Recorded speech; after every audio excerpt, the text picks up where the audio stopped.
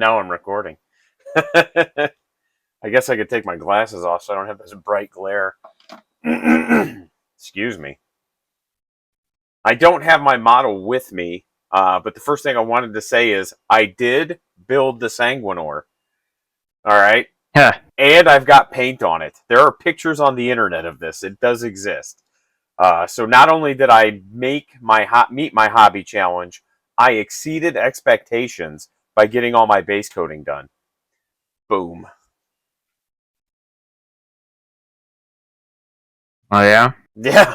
I painted like 5 guys. Like, what do you want from me? Hey, man. And released 2 hobby videos. Ooh, I went to Florida. Ooh. Yeah, you went to Florida.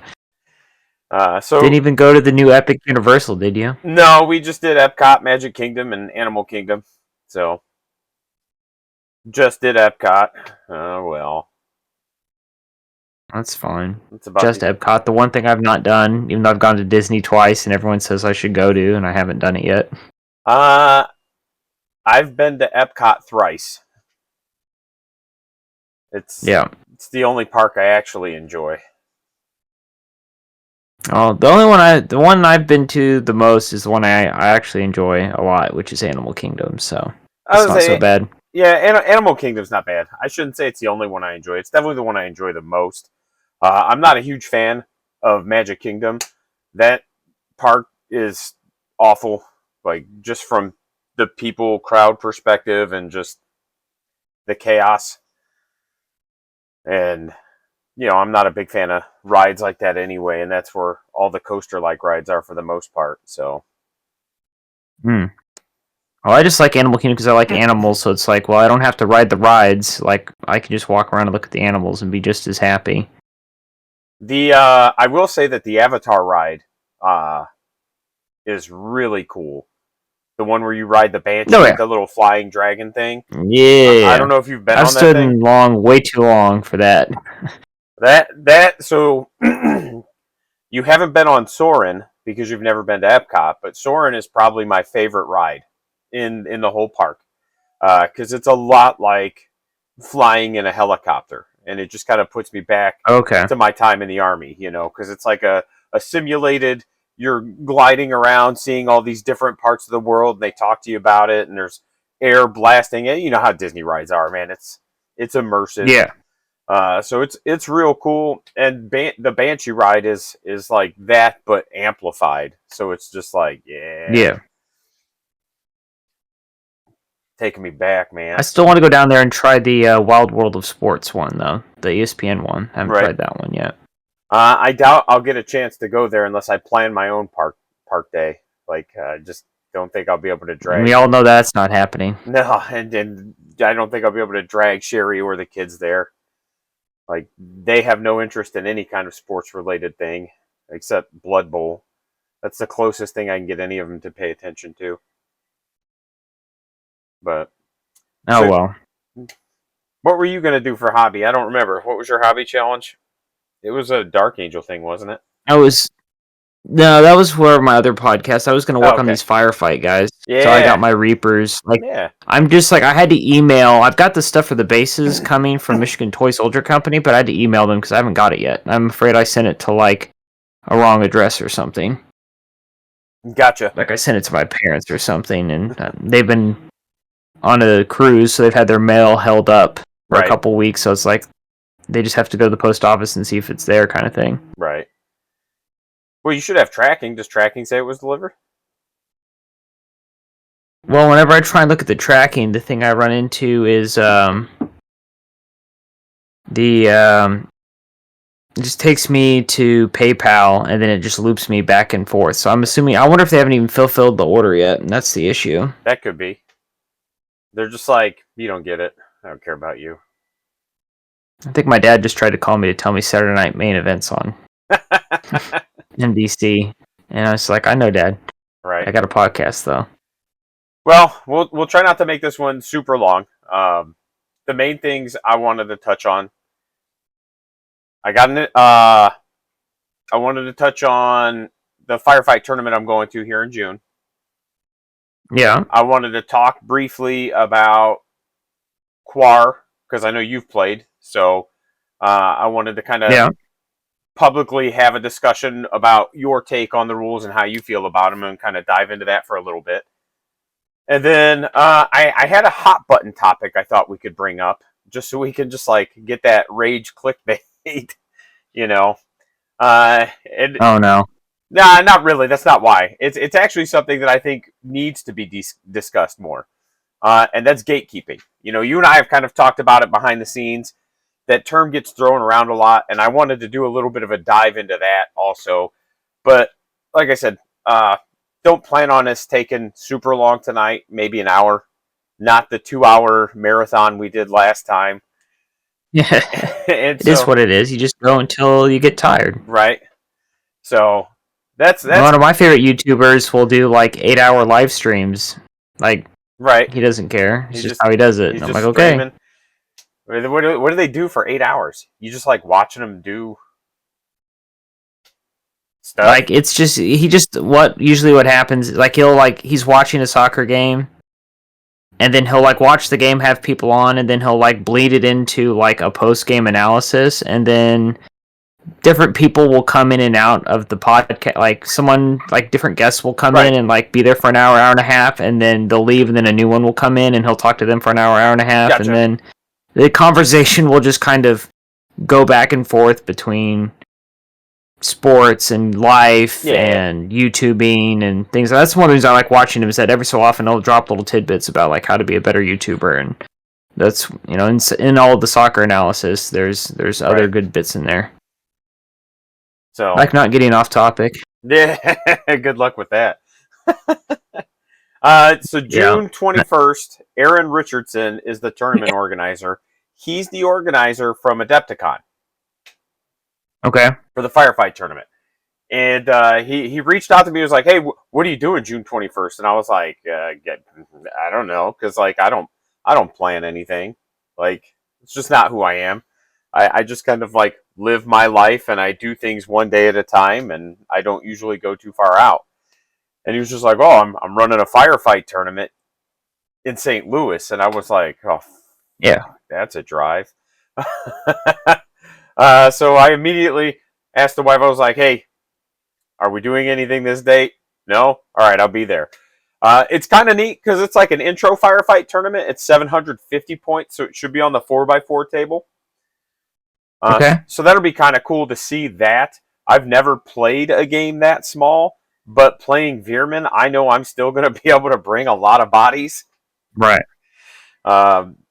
It was funny because we were chatting, and he was like, "Well, you're probably going to win." And I was like, "I don't know, man. It's 50-50. And he was like, "Nah, you're really good." And I'm like, "Yeah, sure, but like, I never go to an event with the mindset that I should or will win. Like, because then it's just like that's what gets people angry. I think, you know." Right. Yeah. Because like you go to a tournament and you think I should win, and then you're just adding pressure, and then you're stressing yourself out, and you're not enjoying the game. I don't know what you think about that. I mean, like, it's been a long time since I've played it at a level where I feel like I should like be competing. I think we talked about it a lot on the last podcast. Like, if I practice for Adepticon, I feel like I could get myself to where I could be in a podium place. But to actually walk into a tournament and just think that my ELO score rank is high enough to be like, yeah, I'm just going to win before I even walk in. You know how like collegiate wrestling is sometimes? They're like, oh yeah, this guy's going for a 4-peat, and it's not even like a matter of debate. Like, he's just going to do it. Like, I've never been that level player. Right. So I don't have those expectations. Yeah, when I go to tournaments now, it's just a matter of having an excuse to get out of the house and play, because otherwise, like, if it's between hobbying and playing, I've been picking hobbying for quite a long time just because I have so much hobbying to do. If I didn't have this background up on my screen, you'd see just how much hobbying there is left to do. Not as cool as my background. Yeah, but I paid for that background, you did. So you did that's pay fine. For that. Thank you. Yeah, no problem, dude. But yeah, no, you gotta have some mobile infantry lovers out there, other ones. And I do get that, you know. When I was playing 40K regularly, like, I had the expectation that I should podium. Like, not going into an event, But that was generally the mindset of, I am good at this game. There's no reason I shouldn't finish top 3. Now, once I get to an event, I try to shift my whole mindset. And I try not to think about winning or losing. I just try to think about the current game that I'm on. Because I've played in way too many events where my round 1 matchup is against whoever ended up winning the tournament. Yeah, exactly. I've done RTTs where I hit Aaron round 1. Yeah. Or like me too. Yep, I did one not too long ago where I hit Ed round 1. Yep. I've played Ed early too, yeah. Yep, and it's one of those, like, those games are toss-ups.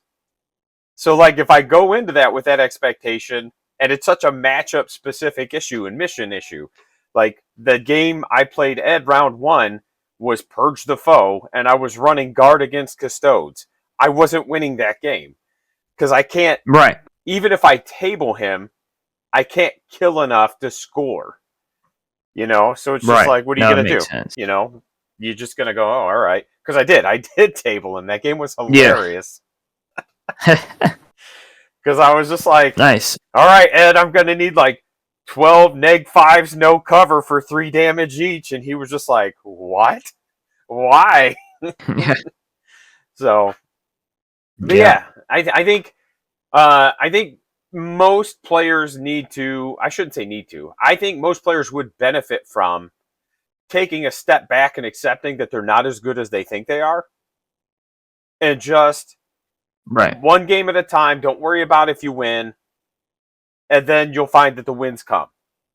But if you're stressed about winning, you're not going to win because you're too busy adding stress. Does that make sense? Yeah, like it's that I guess that the proper like winning mentality thing, right? Of just if you have the practice, you don't have to stress about missions, you don't have to stress about matchups because like you've played it all before. So when you get to the table, you're like, what mission are we playing? You're playing that? Oh, alright, I've played this list 10 times. I already know how this game's gonna go for the most part. Let's see what the dice do. And you just move on from there. And there's armies that I've played in, like when I play knights, it's like I've played that matchup enough times with my Dark Angels that it's like, okay, well, I'm gonna put up a fight, but I'm not gonna win. I'll put up a fight, but I'm not gonna win because I just have not found the right mix of units to where I can trade armature for whatever piece I'm trading with a turn. Usually it turns into I have to trade 2 or 3 pieces for 1 armature, and after 2 turns I'm out of trade pieces, and that's the ball game, and they still have 10 armatures. So yep, that's kind of been my experience, and it's like, well, it's not changed. Well, so like it's funny because my last game against Knights was actually against Chaos Knights, and to me they're all the same. I know people will tell me the difference. I don't care. I didn't care when I played all the time. I was just like, whatever, they're all the same. And it was real funny because it was, gosh, what turn was it? I think it was either turn 2 or turn 3, and I was at the top. I think I went first, and I hadn't killed anything. I think it was turn 3 because I think turn 1 and turn 2 I hadn't killed anything, but my opponent hadn't really killed anything. I was playing my Drukari. I was scooting a lot of my little 5-mans with splinter rifles out and just taking objectives and just being real cagey. And then turn 3 hit, and I got assassinate and bring it down in the same turn. Oh no. And I was like, oh, well, I guess I just have to kill all 3 of your big knights. He kind of looked at me and was like, you think you could do that? And then I lifted all 3 of them, and he was just like, what the fuck? Yeah, buddy, I know how to play this game. I can do that. That's funny. I love sending, or at the time, I loved sending Lilith in. Because she wounds everything on 6s unless she gets out of a transport, wounds it on 5s, right? Okay. But if you throw enough dice, as you know, you'll get something through. And that's exactly what happened, because she gives extra AP to the squad she's attached to. And she's already, I think, neg 3. So she goes to neg 4. and then if you empower her, she goes to -5, and it could be -4. It's either -4 or -5 is her cap. So it was just like, all right, here's like 7 wounds from Lilith. You just take 7 damage. Like, sorry, man. No invuln and melee. Yeah. So You get them. But yeah, no. So I want to use that. Let's save Quar for last, and let's just use that because we've been kind of talking about the mentality to segue into gatekeeping, right? Yeah, that's what I was thinking too. That's kind of what we were talking about too. Is like, how does that play into the gatekeeping of just like the mind state and playing with that? So yeah, it works for me. So I'm going to open this up with kind of a. I think could be taken as a hot take. All games are not for everybody, and that's okay. Like, all products in life have a target audience, whether people like to admit it or not. That doesn't mean that people outside of that target audience can't or shouldn't use them. Right. But they do. They have a target audience.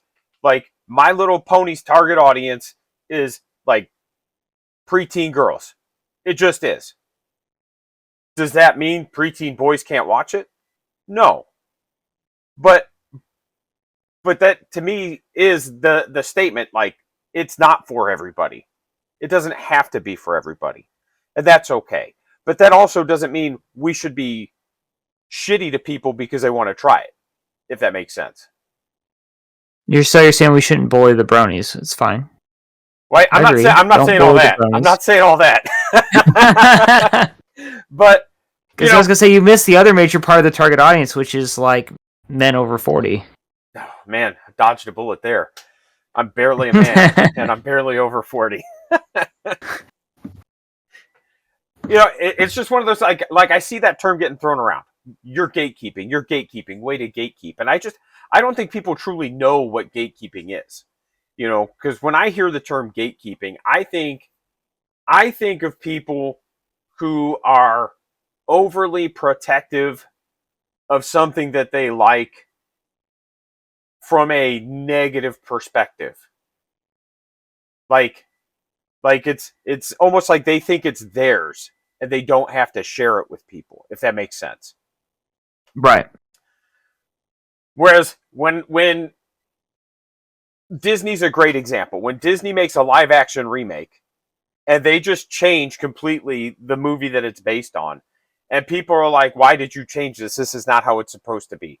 That's not gatekeeping to me. Like, when Warhammer, if GW were ever to say, let's bring back women Space Marines, because they did exist, whether people like to admit it or not, but the fact of the matter is that they just didn't sell, so GW got rid of them. So if they bring them back, and then you've got people who've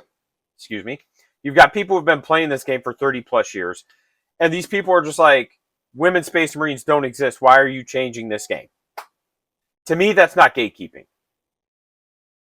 To me, I don't understand or care why somebody would feel that strongly about a game, but they do. And to me, it's no different than people feeling that strongly about religion or anything else in their life. Right. So it's like, they just want something that they've had their whole life to stay true to what it's been the whole time they've been with it. And I don't see that as gatekeeping. I see that as what it is, But then you get people throwing around terms like misogyny, or you get people throwing around terms like gatekeeping. Well, you're just gatekeeping, you misogynist. Bro, like, there's literally ladies in other factions. There's effectively an all-lady faction. Why is it so bad that there's an all-male faction? Like, why is this an issue? So you're saying to the guy that went to the all-male college. Right. Well, and that's one of those things that always got me, like, we can have all-lady colleges, we can have all-male schools, and it's okay. So I guess to me, it just doesn't make sense why people get so worked up on either side of it.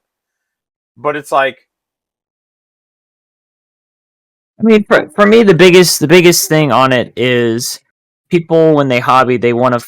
When you're in the hobby, you're trying to put yourself in it, right? Like you're trying to find yourself in your hobby, and right, and like some people that they want their Space Marines to look like them. So if that means they're black, Asian, Right. women, like I've never had an issue with it. It's like they're your minis. Like I'm Right. not going to stop you from doing your minis the way you want them. Like there's no official Codex Astartes. This is, I mean, yes, no, but like you can do whatever you want. Like if you look at my Dark Angels army, like I've practiced with all these different flesh tones and things to get um different flesh tones just to practice them. Do I have Lady Marines in my Dark Angels army? No, but I'm also not a lady. It's just like I'm not, it's not me. Like I'm not a lady, so I'm not trying to reflect that Right. necessarily in my art, if that makes sense. So like, but if I was a lady, I'd probably feel a lot more motivated to be like, yeah, I'm gonna have women Marines because I'm also a woman. Like, and I'd be like, okay, like that doesn't, that makes sense to me. Like, why would I want to be something that I'm not? I say that at the same time, though, I have a small like Zulu army over here that I'm working on, just because I think Zulus are cool. Well, because you're white, and I got a great did you deal make on them it. all white? No, no.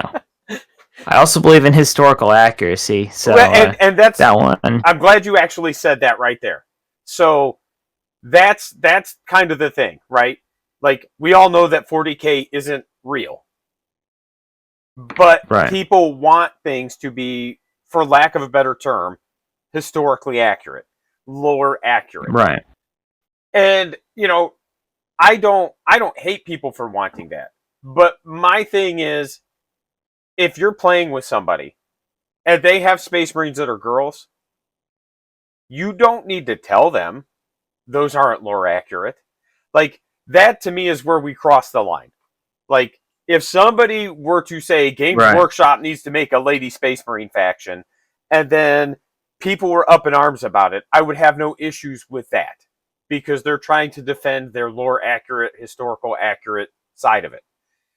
But when you get to the table, there's no reason to be an ass because somebody's got something that isn't lore or historical accurate, Right. I don't know if they know this, but it's not lore accurate to be made out of plastic. So, like, shut up, Well, and at the end of the day, it's Games Workshop's IP. So if Games Workshop wants to change what the IP is, yep, then it is what it is. Like you said, it's not like they're trying to rewrite World War II. Like 40K IP was created by them from start to finish, and it's a satire, right? Like that's the thing that everyone forgets. I've talked about it on like the other podcast, on the Path to Redemption, sometimes with Heath, of just like this was made in the 80s as a liberal satire of the Margaret Thatcher conservative theocracy that they foresaw, and they're like, what if we just turned it up to 11 and turned Margaret Thatcher into an orc? And then you got Gazgul, right? And then like with Dark Angels specifically, like the deep dark secret of the Dark Angels in the lore is that they're gay, because the Dark Angel is like, there's a poem about, I think it's by someone named Johnson or Lionel. Like I can't remember all the exact details now because I'm a little sleepy. It's been a long week at work. It's 6-day work week. Right. But there's a poem, and there was a nightclub in Nottingham that was like the known gay bar, and the two of them are tied into the Dark Angels. Like one was called the Dark Angel, and something was tied into Lionel Johnson's name somewhere in there. I don't remember if it's the poet or something, but that's what it is. Like the Dark Angels are the gay faction, and like if you don't like that, well then I don't know what to tell you, because it's all on that was the purpose. That was the intent. That's the secret. They're all in the closet. The secret sauce. And yeah, like that's the inner circle secret of the Fallen, is that like the Dark Angels are all in the closet, and if you aren't okay with that, then you probably need to get rid of your Dark Angels. Like that's just kind of where it is. Well, and it's it's one of those like, who cares, At the end of the day, this exactly. is why I've never been like a huge lore guy, is because, man, who cares? It's a satire. It's not meant to be taken literal. You know, it's meant to. At the time, it was meant to be a social commentary in a way. Not so Yeah. much now, but that's how it started. Absolutely, you know, and you've got so much stuff that just blatantly makes fun of like Catholicism and all these other facets Right. of like post World War I and post World War II Europe is what a lot of it, you know, kind Right. of is. So it's like just let it go, you know. But as far as gatekeeping goes, and while we're at it, let's throw bullying into there. I think a little bit is okay. I think there needs to be a little bit. That doesn't mean it needs to be cranked up to 11 and you need to be a dick about it. But without it, everything goes unchecked. Just like gatekeeping needs to be kept in check, bullying needs to be kept in line. You need a little bit of that in life, not just in games, but in life, to kind of give you a perspective. Right. So I think I guess to put it in a real world perspective to get people before people get like crazy is like think about if you have a tournament and you're like, look, you can call it what it is, but we're gonna have a paint standard and you have to use 100% GW plastic. Like, don't bring 3D prints, don't Nope. bring third party models, you know, don't bring a bunch of proxies. Like, it is what it is. Bring it WYSIWYG, bring it painted, bring it 100% GW. And, you know, you can be accused of bullying people because you're just like, well, I haven't got, you know, that's, you know, you're gatekeeping, I can't bring my stuff. And it's like, man, like one of my things when I'm playing a tournament is like, I don't care if I win or lose, but if I'm going to lose, at least kill me with something pretty so I can sit there and compliment you on how Right. pretty your army is while it's beating me to death. But if you're just going to slap gray plastic on the table and kick my butt, it's like, bro, I can't, like, I'm getting nothing out of this. Like, there's no conversation piece for me to talk about your army. You didn't convert anything. It's literally the bare minimum. And it's like, well, that's not fun. Like, Right. part of the fun of the hobby is the hobby.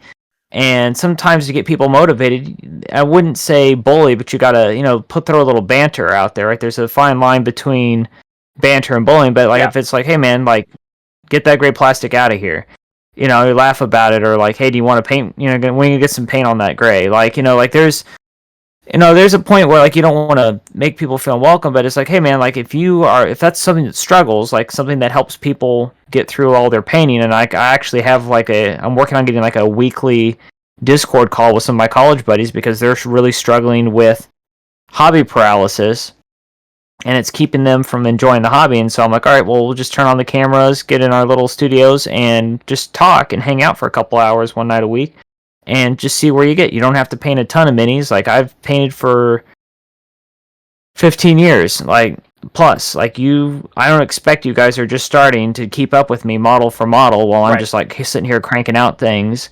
You guys just kind of work on what you got, but you know, and sometimes that's what people need in general. Like I've done all sorts of like paint parties at stores or at other people's houses and stuff, and it's like, you know, just to get in there because it's like, yeah, you should have painted minis. Like if you're gonna come to an event, like if you are spending money, right? If I'm running an event and I'm asking people to spend money on an entry fee for prize support and to help like cover the expense of the event, and like I bought all this terrain, I painted all this terrain, I sealed it, I brought it here, I set it all out, right? Like I'm not just throwing styrofoam, unpainted, unprimed styrofoam L's out on a table, right? Like I went and bought GW plastic buildings and module buildings and made all the L's and threw them all over the place, right? There should be a standard of, yes, your army is painted, your opponent's army is painted.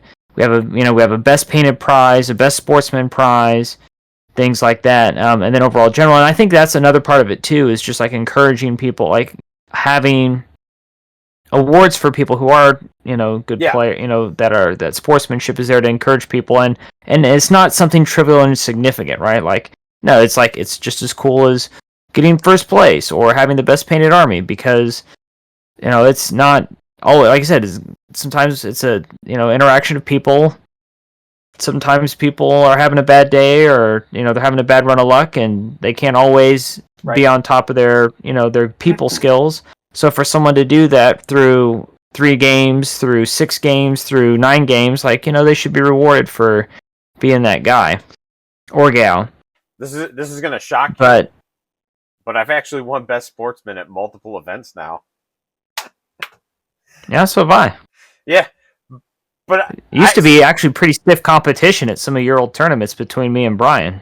Well, so like, it's funny to me because I don't think I'm 99% of the time. I don't think I'm in danger of not being like being a bad sport at a tournament, right? Like, I know you and I get to a table. That's a little bit different story, but at an event, yeah, but that's all. That most of that is banter, though, right? But like at an event, I know I'm not going to be the best sportsman. And it's not because I'm trying to be mean, but I'm usually trying to process the game, and I'm not always communicable. Like I'm not always talking. Right. Like, I am always talking, but I'm not always like open to conversation and stuff when I'm trying to process things. So it's one of those, like, I've never felt like I was in danger of winning, but I never felt like I was in danger of being labeled an ass either at a tournament specifically. Right. So it was kind of cool getting that a couple times at a couple different Mantic events, like walking away like, yeah. But I think part of it with that game is that because, like with Firefight, because you're constantly processing, it's easier for me. Like, it wears Garrett out, but because the game is constantly moving, I'm not getting bored. I'm constantly just like, yeah. So didn't mean to interrupt you. I just thought it was kind of cool. Wanted to pat myself on the back because I'm such a good sport. Yeah, no, that's fine. People gotta expect, they gotta know that, like, at least they're gonna, if they meet us at an event, they're at least gonna have fun while we sit there and gatekeep and bully them. Right. Apparently. Well, and so I'm glad you actually expanded upon that, because like when I said gatekeeping and bullying, you need a little bit. Again, I wasn't saying like we should be jerks, and you hit the nail on the head. Right. Like you need to have standards. And if having some kind of standard is gatekeeping, then you need to have it. Like, that's just the way it is. If we don't have any standards, then why do we even have the rules for the game? Why don't we just let people do whatever they want? You know what I mean? Like, it's it's like same thing like with, like, again, like playing the actual game, right? Like, where are you gonna roll your dice, right? Some people bring dice trays. Like, some people roll on the table, and it's like, well, if you're gonna roll on the table, like, roll it where everyone can see the dice, right? Yes. Like, that's like one of the big ones, right? It's like, hey man, like, I'm going out of my way to roll my dice where you can see them. Yep. So you can't, there's no discrepancy in what you think I'm doing, as opposed to the people that always seem to find a way to roll their dice into the backside of an L-shaped building where you can't see them, and then before you can, like, lift the building to see what the dice are or look at it, they've, like, pulled their dice away and told you what happened. And it's like, well, dude, like, I see what you're doing, and, like, yeah, it's not gatekeeping, it's not bullying, it's just part of being a good sportsman. It's like, hey man, like, I need to see that. Like, you can't just, it's like, I don't know you and you don't know me, and, like, I'm going to return the courtesy of, like, I'm going to roll, like, I'm going to ask you, can you see this? Where should I roll where you can see my dice roll? Like, before I do anything, like, at the beginning of a game, like, because I don't usually have a dice tray with me. No, and I don't either. And then the same thing too with dice trays of, like, if you're going to use a dice tray, if you roll dice into the dice tray and dice pop out, well, are the dice out of the tray, yes, good or not? Because they can't be not good when it's not a die roll that helps you. Right. But when it is a 6, dice outside the tray count. No, either it counts or it doesn't count. Right? And then, there's, sometimes, every so often someone tries to pull floor dice, and it's like, bro, dice on the floor don't count. They like, never come on, count. like, get out of roll here. the die up here. Yeah, right. Like, there's, like you're saying, there's standards of good sportsmanship, and yes, I guess you could misinterpret them. In my opinion, be misinterpreting them as gatekeeping.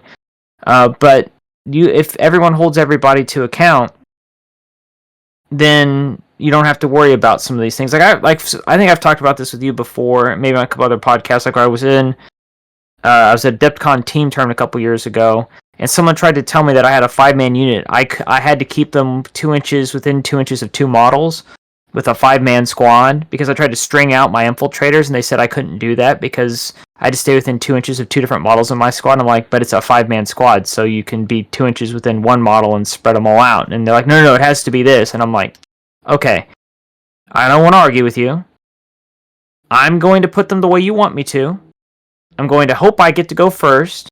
And in the time frame of us doing this, someone is going to look up the rules. If you want to, go ahead or call a judge over. And if the rules show that I'm right, then I'm just going to move them to where I want them to be because I will have the movement to do what I was going to do because they aren't going to move once I position them the way that I want them. And then someone looked up the rules and they went, oh, wait, it is how that works. And I was like, yeah, I know. That's why I tried to do it. Right. And I was like, so do you mind if I just put them how I had them? And they were like, yeah, sure, that's fine. And then after that, we had like no rules discrepancies. But yeah, I think so much of it too is people are some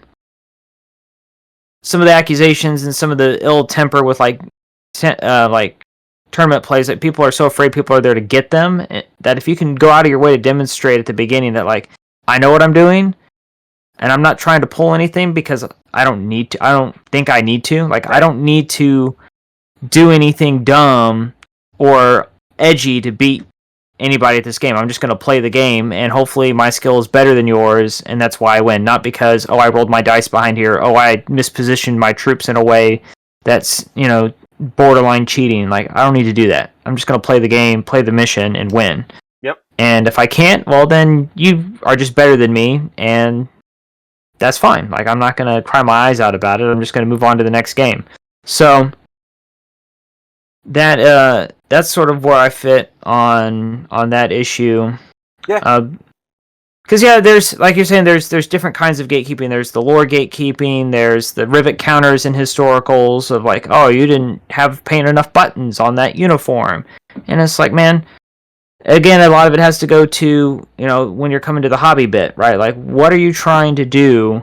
What is the objective? Like all my Napoleonics, I could put probably 100 more hours into my Napoleonics army, doing all the extra edge painting on all the uniforms, all the lapels, all the knapsacks. I don't want to. I have way too many other models to paint to want to spend hours doing all these silly edge highlights, so I don't do them because I'd rather take those hours and just paint whole other units of guys, just so and you know what I mean, like, and that's where it is with like Space Marines, right? I know a big thing with Space Marines is people painting like. I don't have a problem with people painting Space Marines these are my own Space Marines, right? Right. I painted them orange. And this tournament, they're going to be white scars. And the next tournament, I'm going to play Ultramarines and bring Bobby G, but they're all orange. I don't have a problem with that. Like, that's kind of what I wish I kind of did with my Dark Angels forever ago, so I could try more things, collect more things, just do more. I also am not particularly worried about like people who clearly have Ultramarines, but they're running them as like Black Templars. Yeah, I don't care. Like I know a lot of people get fussy about that, which again, if you play a lot and you're like deep into a tournament on day 3 and someone puts a blue army on the table and you're like, all right, it's Ultramarines, it's going to do this, this, this, and this, the characters are this, this, and this, and then all of a sudden you're fighting Dark Angels and Bobby G's actually supposed to be the Lion, all right, that's going to... I could see where that would throw you off because like you're expecting one thing, it's something completely different, and then I could see where that could cause issues. But for me personally, like I'm not good enough. Like it's just like I'm probably just gonna get smashed anyway, so I'm not worried about it. And so like, but I know that there's definitely a lot of tournament packets like they have that of like, don't bring Blood Angels and try and say they're Ultramarines. Like bring Ultramarines if you're gonna play Ultramarines, and it's like, okay, that's fine. If those are the rules. Right, and I don't have a problem with that either, especially because they have those like specific colors for those specific armies, right? Like, right. And if they're orange and you want to play them as Ultramarines, I don't care. Right? Because at that point, you put Orange Marines on the table, they're gonna be whatever the fuck you say they are anyway. You know what I mean? Right. So that, but when they are clearly one faction but playing as another, like that's probably, at least from a event standpoint, probably needs to not happen because of the amount of confusion something like that can cause at a table. Like if you've got Ultramarines all over the table, like you said, but they're actually like Dark Angels or Black Templars, there's way too much confusion there. So like I don't have an issue with that being a rule where it's like, hey, if they're modeled this way, this is what they are. I'm all for that. Well, and then good. Well, and for me, it also comes with intent too, right? And this is the other part of gatekeeping, like I guess in a positive way. Like if there's a player in your community that is intentionally doing this to take advantage of people, then that's where you have to put in these gatekeeping rules of just like, no, like you don't get to do that.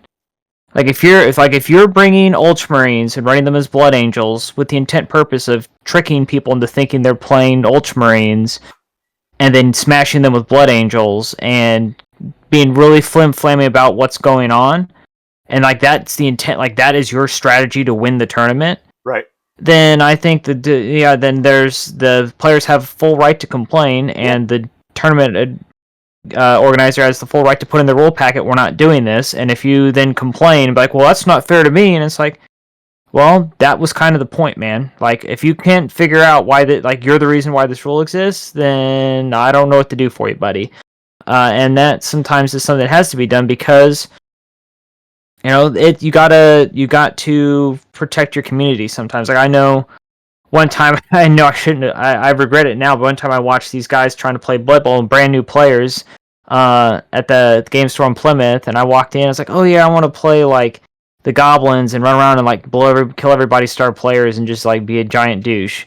And I looked at the look on the guy's face and I was like, you know what? I should not have said that to him because now he's not gonna want to play this game ever again. Right. And then like I know people that have like, oh yeah, let me play my army versus like you two guys. You guys bring 1,000 points each. I'll bring my 2K army, and then they just like ruffle stomp the 1K. Well, and now they don't play the game anymore because if you've played 40K long enough, you know that that's never going to work. Like you can't take 2,000 point individually constructed, like completely separately constructed armies and smash them on the table together and expect them to beat something that's an optimized 2,000 point list. Like it's just not how it works.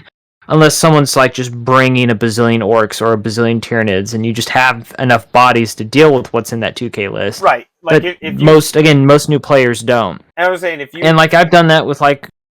Good.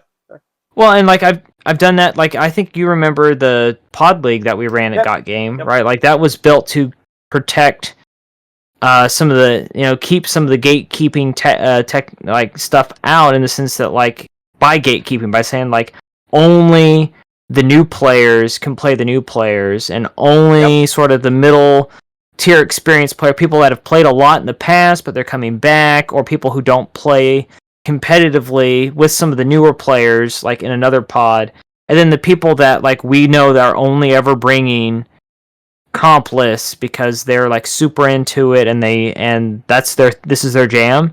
Well, they're not getting anything out of like maybe a little like haha I won a game out of like baby seal clubbing the new players, and and if they're not, if their response to the new player when they're like, well, how did I lose? And they're just like, well, just get good, scrub. Like, well, then the new player is not learning why they lost, which is not helpful to them. Right.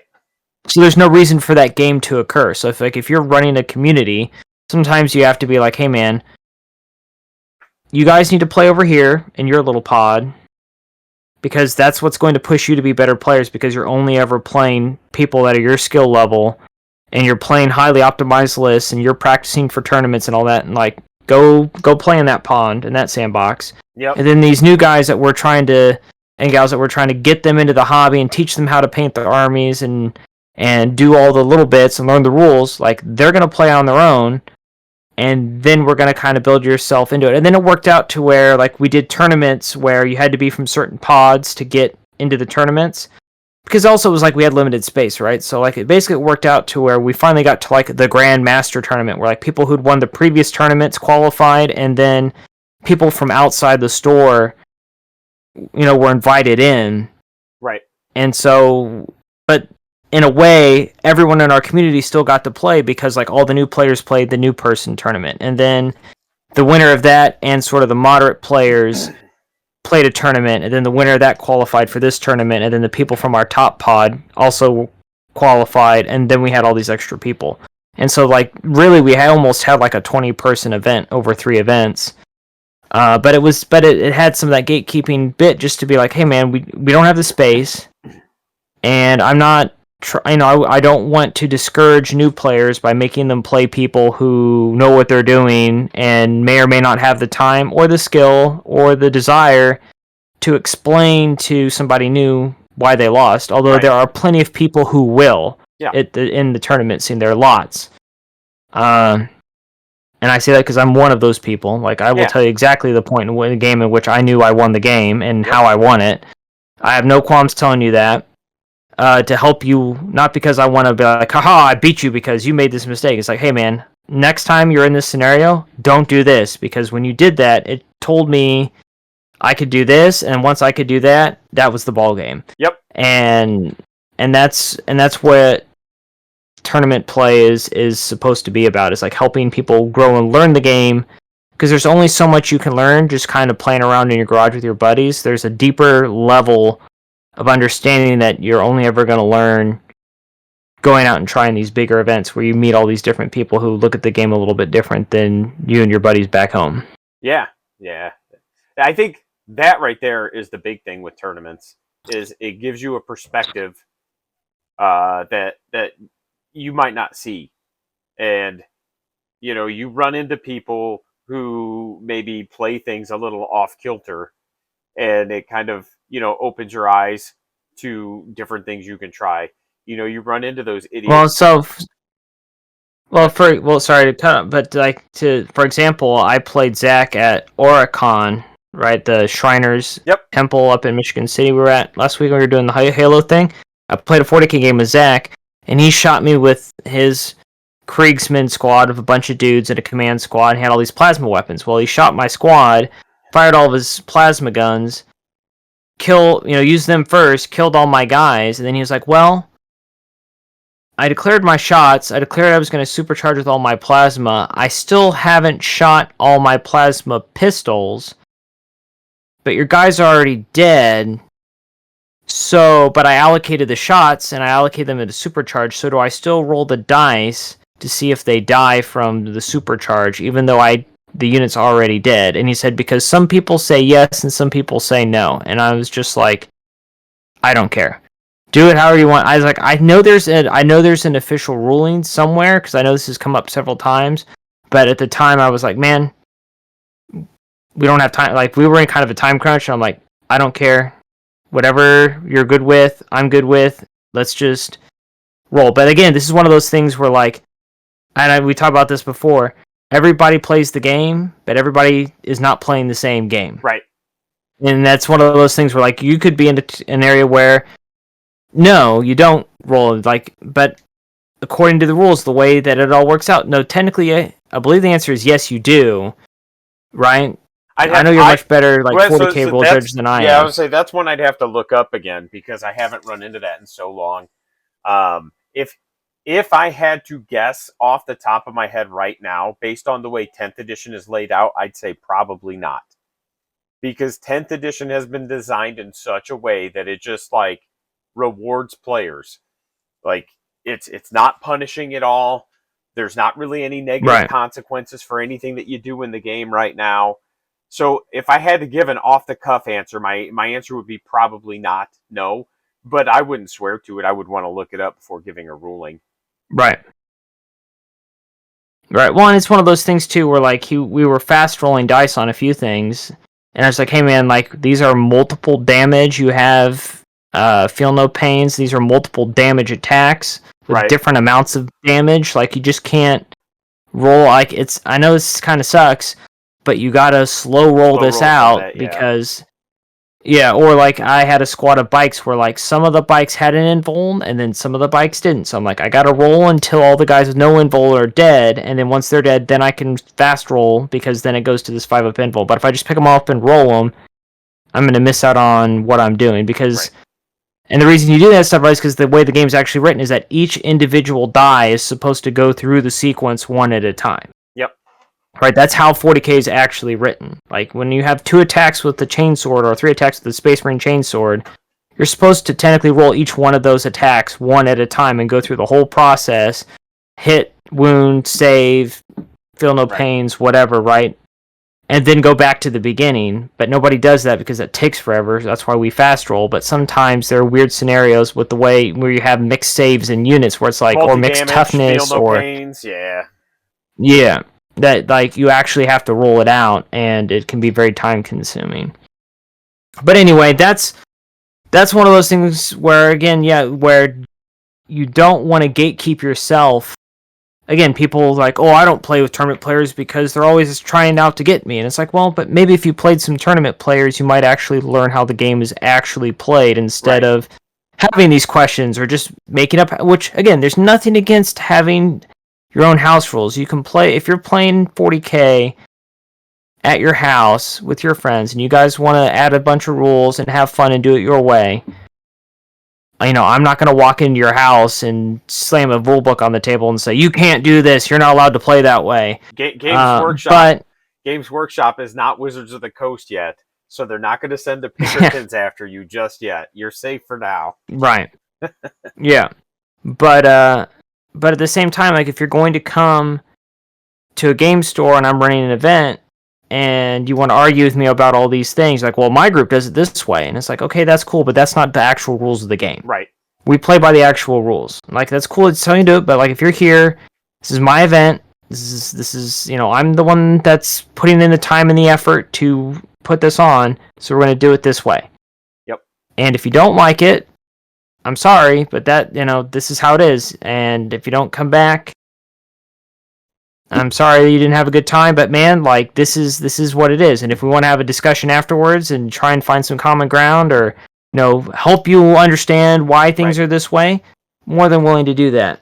But again, there's just a lot of, like, I think this is kind of what you were trying to get at with the whole gatekeeping topic, is that there is just this, like, oh, the casuals versus the comp players, like, mentality. Like, oh, you can't play with them because they're comp players, or you can't play with them because they play too casual. And it's like, well, that's dumb, because everybody has something to bring to the table. Because a lot of times I feel like in some ways the people that have the most rules issues aren't the comp players, it's the casual players, because they're not used to actually having to follow the rules, because they just kind of it's whatever. Yep. And they're the ones that you sometimes have to deal with, like, things being a little bit fishy.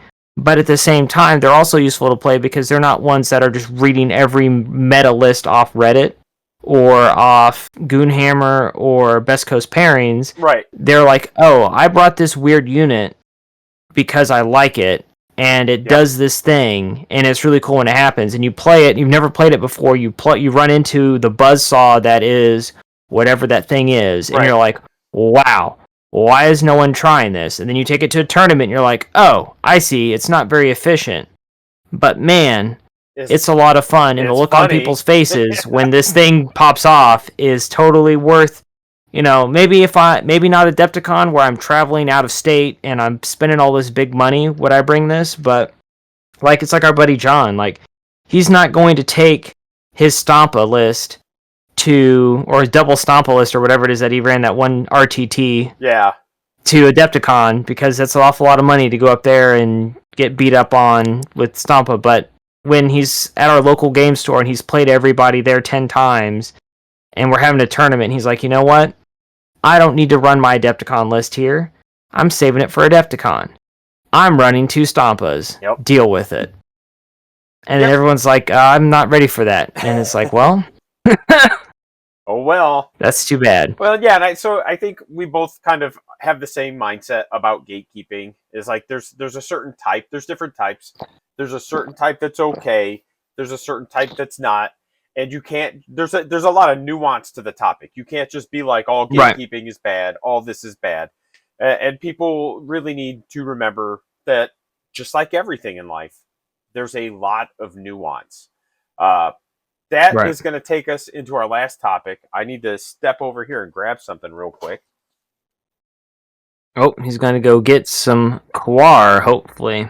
Hopefully it's stuff that's for me. Dun, dun, dun, dun, It dun, is dun, for dun, me. dun. Woo. So, I've talked about this a little bit on my channel. Oh. Edit that out, Chris. People might have seen my address. Whoopsie. I don't think they did, but I'll make sure I check when I am editing. Uh, I don't so need people sending me elephant dung. bunch of friggin' This is what it's gonna look like when I get my hands on it, Chris. bad dragons. Yeah. Yeah. So Yeah. I did a review on this game, and I think you and I have talked about this. Within 24 hours of that review being posted, the writer of the game reached out to me. And he was just like, hey, Yeah. Yeah. you know, really appreciate the review. You're literally the only person who called this game out for what it is, a command and control World War I war game. And I was just like, that's what it is to me. Right. You know, um, I had shelved the game because they were talking about having a new edition coming out like right now, right? Yeah, like within the last 4 weeks. And when I hadn't heard anything, I finally reached out to him again. I was like, hey, man, I just wanted to check on you, make sure everything's going all right. I see that the skirmish game's doing real well. Do we have a hard date for the 28 millimeter war game? And he was like, well, basically, long story short, would be the skirmish game is doing so well that they have to postpone the war game, which is a good. Oh, yeah, that's not a problem. Yeah, that's a good problem to have.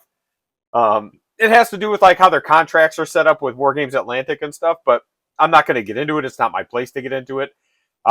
Just Right. so it's got delayed a year, and as soon as he said that, like I'm not going to lie, I was immediately yeah, because I think this rule set is absolutely perfect the way it is. The only thing it really needs is more units and some kind of way to custom build your army.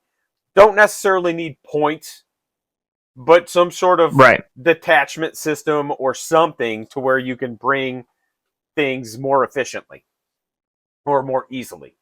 That being said, played 2 games of it yesterday. I taught Zach Nice. and I taught Kyle. And Zach's always hard to gauge when he's not playing 40K. And I think it's because his brain is processing so much that he's just like kind of, Yeah. but seemed to really enjoy it. Kyle really liked it, which I'm not surprised. That's good. At all. Like, knowing Kyle the way I know Kyle, that does not shock me. Like,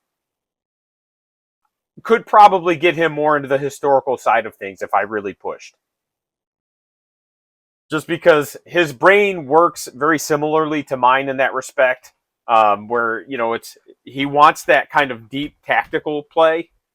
Right. With 40K you don't get that, so it's just like find dumb combos. Kind of like it's magic. Right. It's magic. You just find the dumb combos, have fun. We use tanks; they are absurd. I don't know if you. I don't know how many games you've actually played. I have not played a lot, and I haven't played with tanks. But my claim to fame is I was there at the beginning, Gandalf, 3,000 years ago. That's my claim to fame. Is I was at the initial Gen Con playthrough in the open gaming. And I remember the first time. I remember the first 15 time years ago. Brought this game up to me, and you were just like, "Oh, just look at these things. They just blah blah blah blah." And I'm like, "Bro, these things are stupid. Like, why would I even play this game? This looks dumb as fuck." Little did he know it was his new favorite war game. Well, so even looking at the models, when I was thinking about it, when I was like, "Man, these things just look so stupid." But then I downloaded the rules, and as I'm reading the rules, I've played enough games that as I'm reading the rules, I can kind of walk through how a game works. Right. And so I'm like, oh, like this game's legit. Yeah. And as I'm like looking at the art and stuff in the book, they start growing on me, right? Like all of a sudden, these things that I'm like, these are stupid, and I think they're awful, and I hate them. Now I'm like, look at these cute little retard varks. It's just like,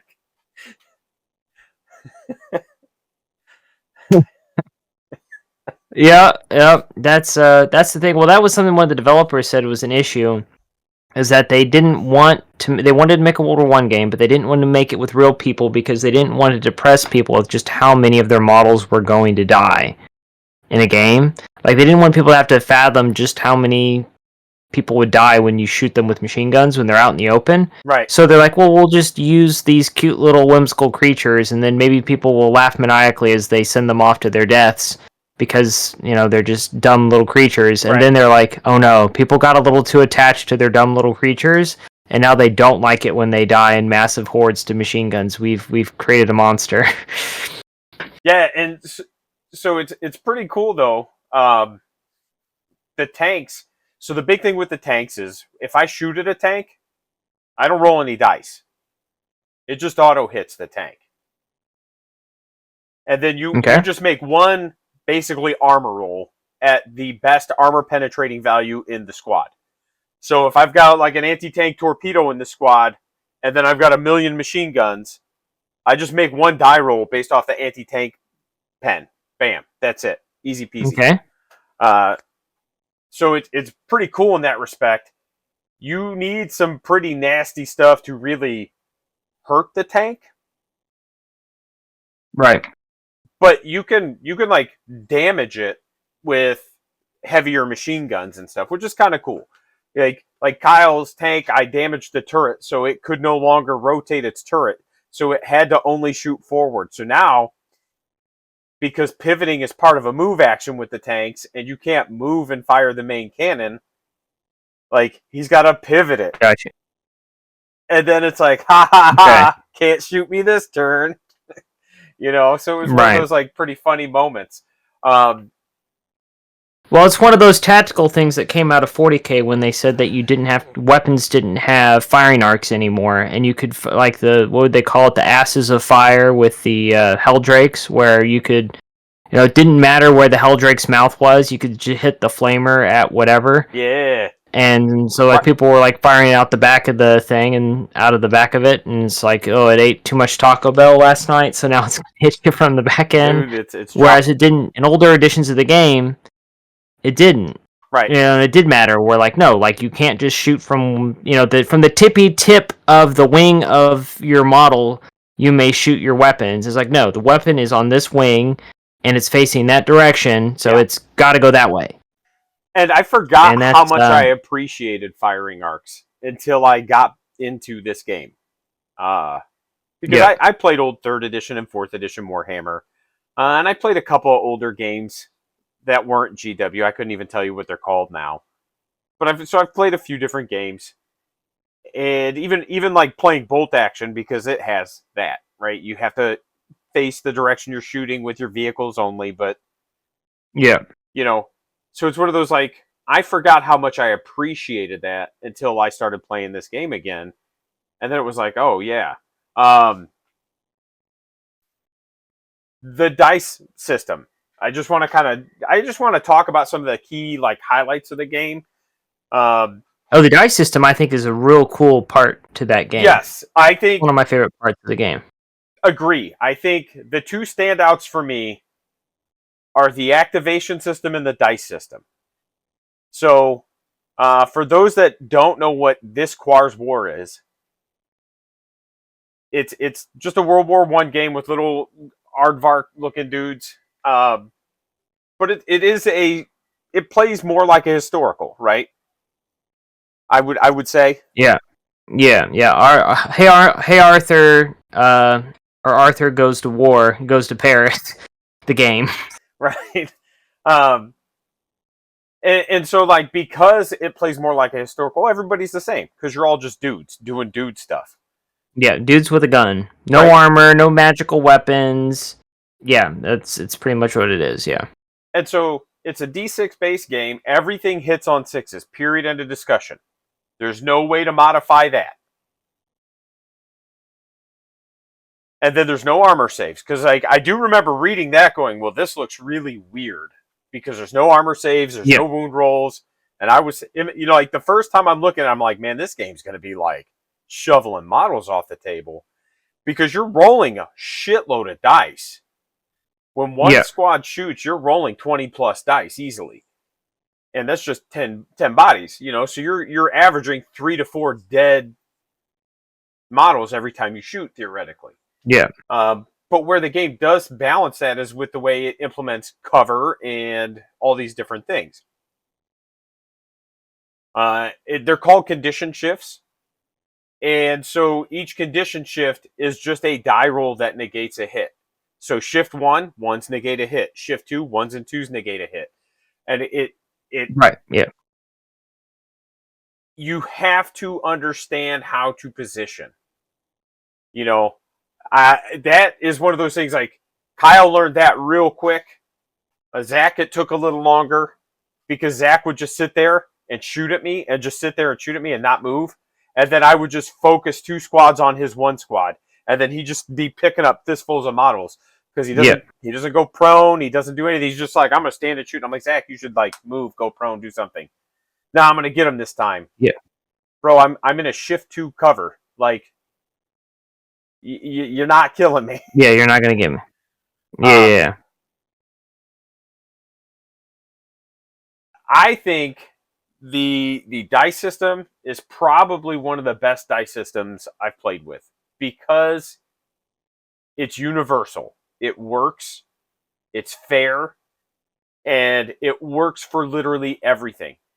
Your tanks hit on 6s. Mortars hit on 6s. Field guns hit on 6s.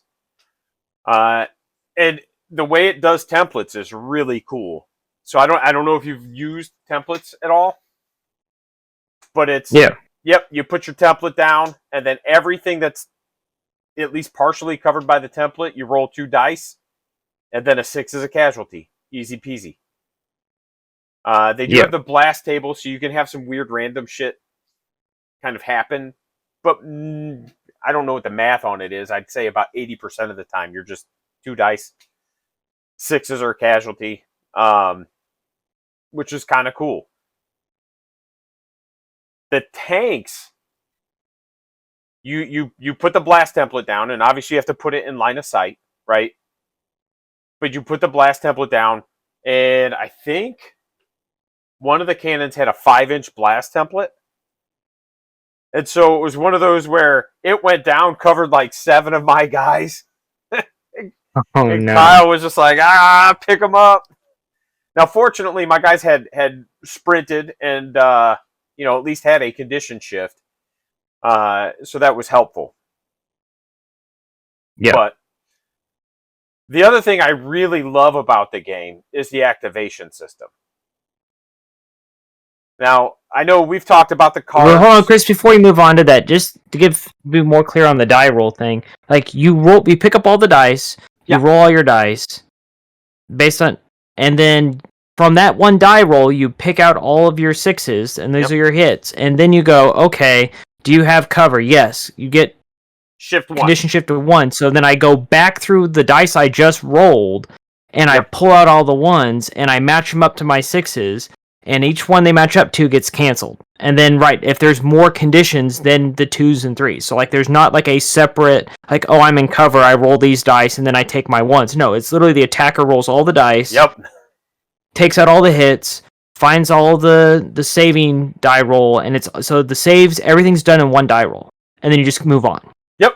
And I just think it's so innovative and interesting that that's how that actually works. And it's and it makes the game go fairly fast. Yeah.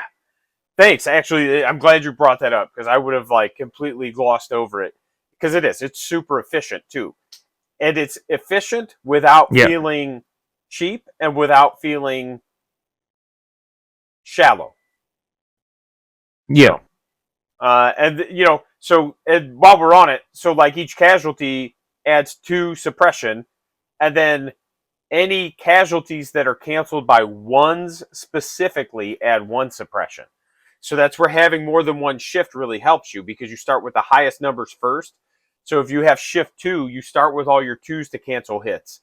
Then you cancel hits with your 1s. So having higher shifts keeps your suppression lower, and suppression Once your suppression gets high enough, that's when you start making your leadership checks. But the activation system, which you and I have talked about it with the cards and everything, I like the cards. I like them.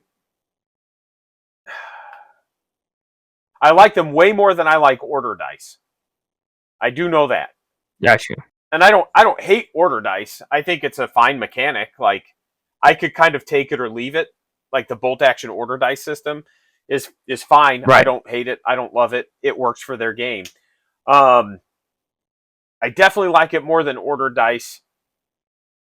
I like it more than just pure alternating activations also. So I guess I could probably say it's my favorite activation system that I've used in a game so far. Like, now that I'm thinking about it and talking about it. But I think the reason I like it so much in Quar specifically is because of the need for pre-declaring everything. Okay. And that's what I love about the activation system in this game. Is that, and it's not as like in depth as it probably sounds to somebody who's never seen the game, but the easiest way to say it is you just have to kind of generally pre-declare movements. You don't have to do it for literally each individual squad. You do it based off of like your officers. And I'm not going to get into the nuts and bolts of it, right? Because we could talk about it for an hour. But so your officers determine the direction that the squads underneath them move. And the way I've interpreted that, because the one thing I will say is that the rules tend to be a little vague in some places, and I think a lot of that comes from it not being a competitive bent game. So the way I've always kind of interpreted it is that if you move, because you don't have to move, but if you move, you just have to move more in the direction that you've pre-declared than any other direction. Like, I just see it as like you have a 45-degree kind of like angle that you're allowed to move in. There's no rule that says that, but I don't think it was meant to be literal. Like, if my pre-declaration is this direction, I literally have to move that each model straight forward, you know? Right. And then you pre-declare. Now, this you do for every squad. And this is one part of the game that, like, I have to figure out a more organized system for keeping track of. Like, I'll have to number my squads and stuff. But each squad gets a fire token, and you pre-declare where each squad's going to shoot. Now, you don't have to declare a unit. You can declare a unit, and you don't have to declare something that's in line of sight. You just declare where they're going to shoot. So that, again, if you're listening and you've never played the game, you're just saying, if this unit shoots, this is where they're going to shoot. Now, there are a handful of exceptions to that, where you can be like, well, I actually want to shoot over here. But by and large, the rule is wherever you say you're going to shoot, that's where you're going to shoot. Now, you can declare a terrain piece. You can declare an enemy unit. You can declare a point on the battlefield. And again, being very vague, it literally just says, pick a point on the battlefield. Now, again, I don't interpret that as I am picking a 1 millimeter dot on the battlefield and shooting that one dot. Hey. The way we've played it, and I think this is a perfect way to play it, is you put a 40 millimeter disc down, and then you're allowed to shoot at anything within 4 inches of that 40 millimeter disc. And 4 inches isn't an arbitrary number. That's the distance of a standard move action. Yeah, I was gonna say, like, it's not just there's a reason for that. Yep. And to me, again, I think that works very well in an effort to, I don't want to say like standardize the game or make it more competitive, but to give it some clarity so that if we run any kind of events, whether they're narrative or more competitive, that doesn't matter. You and I can be on the same page and be like, look, this is what it is. You know, now because it's not standardized, if somebody else were to go play somewhere else, obviously that's a whole different issue. But right. If there's a standard, like this is what we're doing, it makes it very easy. If only we knew a company that did custom tokens where you could like mark a squad and then like have a custom like targeting token that went with that same marker. That then, yeah, if only we knew of one. Man, if only. I can't imagine. I'm actually going to be looking at that this weekend. I've got a apocalypse event at the end of the month. I have to get a Facebook event for. I've got the tournament on the 21st, and then the other thing I'm doing this weekend is, besides prepping and getting the event set up, is I'm going to be looking at some kind of like unit patches for my guys. Got you. And then getting some tokens made up. I'm going to be sending them to our graphic designer and being like, I need these, please. So, yeah.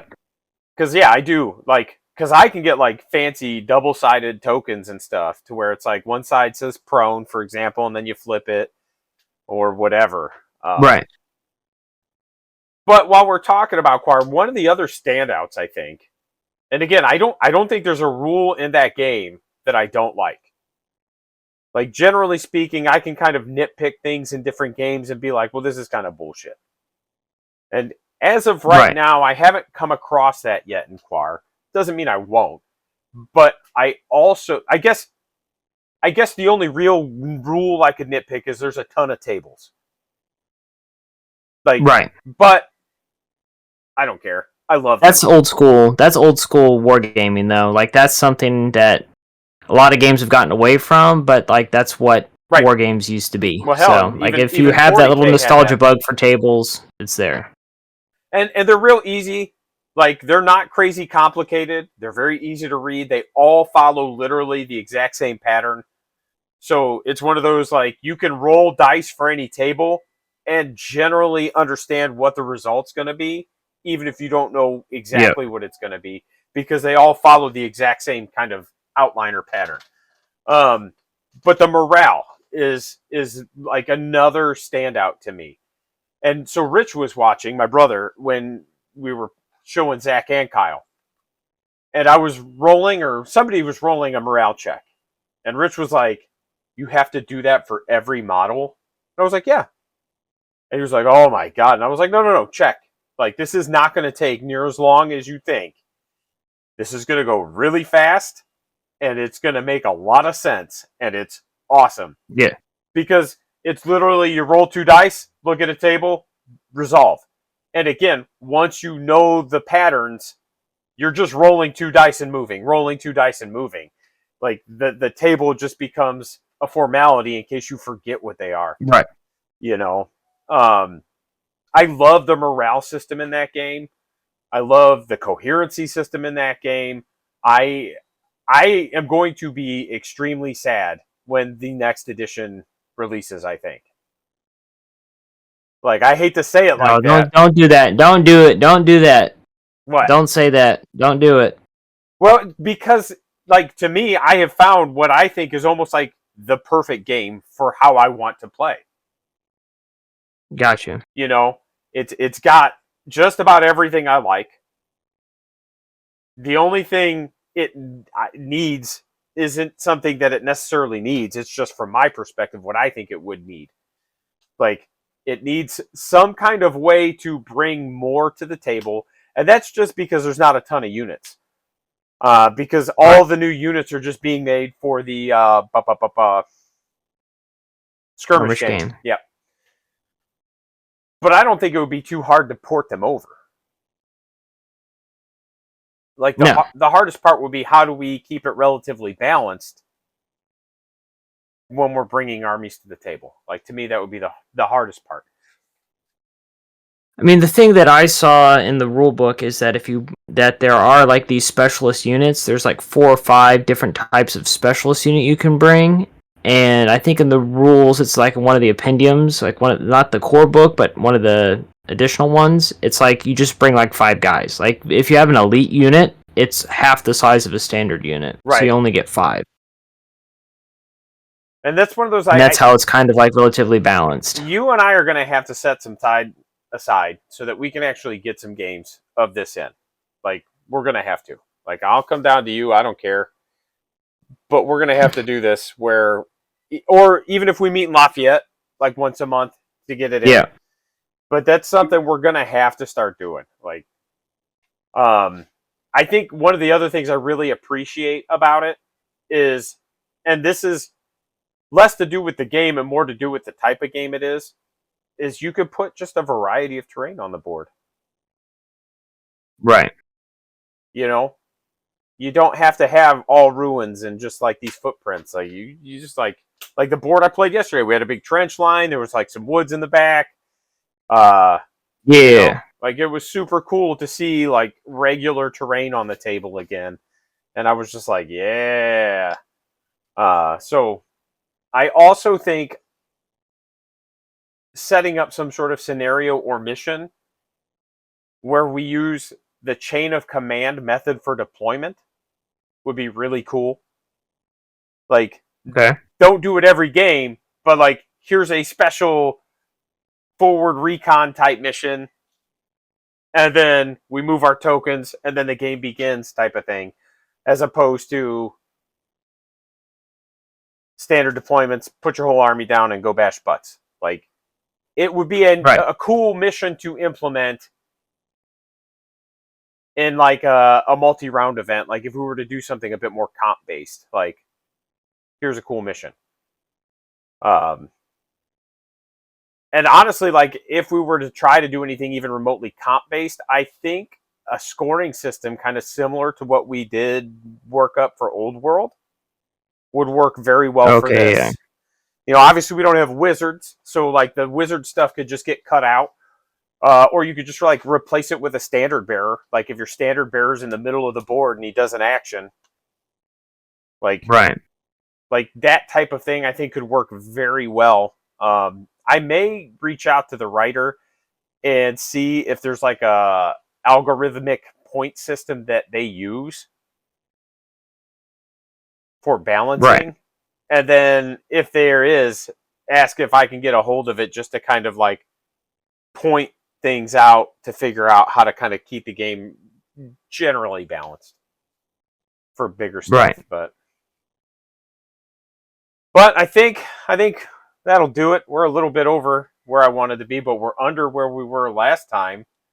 What do you got for hobby challenge? What are you going to do for the next one? Well, I mean, I think we already talked about this. I did do the full squad, got them all built and painted. I'm waiting on the basing stuff to come from Michigan Toy Soldier, but I have my Tormentors done. So that was the thing I said I would get done. Yeah. In between podcasts, so that's done. And the hobby videos are up. I think I have some scarecrows. I think that's going to be the next round of hobby videos, so I'm going to work on that next. I guess the other thing I'm working on, I just have to put the grass and seal them now, but I also got this 20-man unit of Gauls painted up, finished up this month, so... I've got Gauls of Steel. And I got a bunch of Dark Angel stuff done, like I got a Librarian done, and some Inner Circle Companions, and a bunch of other stuff, so... Nice. And now I'm painting Berserkers, and Obliterators, and... I don't know, oh, Chariot, like, I'm just constantly working on things. Yep. And then I'm trying to take advantage of some of these, like, beat the tariff sales, so I'm just, like, loading up on stuff. Like, I've got a big order of just, like you're saying, terrain. Like, the thing I feel like I'm always don't have a lot of, or enough of, is terrain. Like, I have all the models in the world, but I don't have anything for them to fight over, so I'm, like, always trying to find new terrain. Right. That is, usable in multiple contexts, right? If you're getting, like, medieval buildings, or, like, the Renadra, Perry, like, Middle Eastern mud hut things. It's like it works for Punic Wars, it works for Crusades, and it works for World War II, right? Or Napoleonic, or like literally any conflict in between. It's like, and that's what I want. I don't want to get a bunch of like McDonald's, right? I don't want like the knockoff McDonald's thing from Flames of War, World War III, Team Yankee, because I can only ever use it to play Team Yankee, right? Like I want something I can just, I can just throw it on the table. And basically the only time it doesn't work is if I'm doing like American Civil War, because people, the houses would look different, because there aren't 500-year-old houses in Virginia. Well, No, there aren't 500-year-old houses in Virginia that the Civil War would be fighting over. You know what I mean? Like, it's just... It doesn't make sense, right? I'm not going to have a wattle and daub house in Virginia and Spotsylvania in 1865, or 4, right? As opposed to, like, it makes perfect sense for 1812 France. Right. And 1130 France. Well, you've seen, I've got my 3D printer going. I've got a bunker that I'm printing now. Did I show you I sent you the picture of it, right? Yep. Let me see. Yep. I actually have, fatty grunt. So I don't know how well you can see it. Yeah, I can see that. So that's the roof. And I've got the rest of it printing now. So sit right on top, and it should connect to those trenches that I've got. So, like... Oh, nice. I'll put a T in the trench, and then it should just butt right up to the T, and then the top will lift off, so you can put models in it and stuff. So it's really cool, that whole modular trench system that I got, man. I posted a picture in the Quar Discord of the table when I was teaching, and that was the only question everybody asked. Like, nobody was like, cool, glad you're teaching the game, this is super cool. It was, holy shit, those trenches, where did you get those trenches? Like, right. Gosh. But I've most of that Discord is talking about the skirmish game. I feel like when I'm in there, I'm the only one who's just like 28 millimeter war game, bro. Yeah. I'm gonna be my major focus, because all my rats are built for the most part. Gotcha. Most of them are actually painted, and they're even painted better than they were when we did the event and you had them, because I went through and I've been kind of like touching them up and fixing them and stuff. So I don't need to do a ton, and I certainly won't need to get a lot done for a 750 point tournament. So my primary focus is going to be getting a lot of Quar painted. I just primed another squad. So I'm going to, like, my goal is to have 2 squads at least base coated. Like, that's my goal. Because I have one squad. I have 4 squads of Crusaders. I'm ready to bash butts. You know, so I've got 4 squads of Crusaders. One of them is almost like completely painted, and then one of them is partially painted. So I should be able to get like 25 models just base coated, because they go quick. Like, those Quar actually paint really fast, because like, yes, they're kind of detailed, but they're like big and round, and well, Well, and it's World War I uniform, so like everything's the same color, right? Like, depending on how you want to do it, they're your minis. But if you're doing like a World War I style, like color palette, it's like you have khaki and then a slightly different color khaki to do the webbing and the leather and the belts and the accoutrement, and then you have like a brown rifle stock and then a black barrel, and then you're kind of done. Well, and that's it. It's like, even if you just did like brown pants, green jacket, like, it's still not a ton of stuff, Yeah. So yeah, that's going to be my goal, is at least getting their base coats done. I've got 20 royalists. Well, Izzy does, that are all built, but some need primed. I'm going to try to get her painting on some again. But yeah, that's the goal. And I've got a couple tanks coming. One of my buddies is printing out some of the Baners, Balrogs, whatever they're called. Balyogs. There we go. The Balrogs. Yeah. So I have a couple of those, but I'm not going to stress about getting those painted. I'll just make sure they're primed. But yeah, so that's, for me, like, that's going to be my hobby goal for the next month, is getting those painted, at least base coated, and then obviously just a shitload of terrain. Like, I'm going to be cranking my printer's going to be going ham. So, hi man, I'm about it. Hell yeah, brother. All right, buddy. I'm going to hit the stop record button, and we will convene in about a month. Sound good? That works for me.